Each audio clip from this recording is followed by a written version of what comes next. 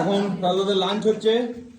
Lunch সাধারণত আমরা 5-7 জনের দিই না, কিন্তু পেহেলগামের যে অবস্থা কিচ্ছু করার নেই, মানে না খেতে পেয়ে মরবে, সমস্ত হোটেল বন্ধ, যার জন্য আমরা লাঞ্চটা হালকা রেখেছি। ও লাঞ্চে আছে ডাল, আলু ভাজা, বেগুন ভাজা, আর এখানে হচ্ছে আন্ডা কারি।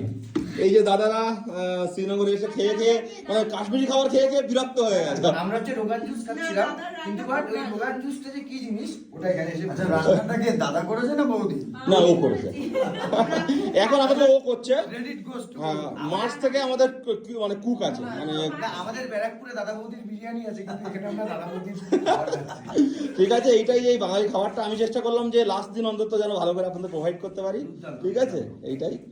কারণ কাশ্মীরে সত্যতা বলতে গেলে মানুষ গ্রুপে আসে এই খাওয়ার জন্য, না হলে কিন্তু গ্রুপে অনেক অসুবিধা আছে, যে ওদের সঙ্গে চলতে হয়, নিজেদের ইচ্ছা মতো চলা যায় না। হ্যাঁ, আর কাস্টমাইজ ট্যুরে প্রবলেম হচ্ছে খাওয়া। এখন আমরা যেটা করেছি যে কাস্টমাইজ ট্যুরে বাঙালি খাবার দেবো, মানুষ নিজের মতো ঘুরুক, বাঙালি খাবারটাও পায়।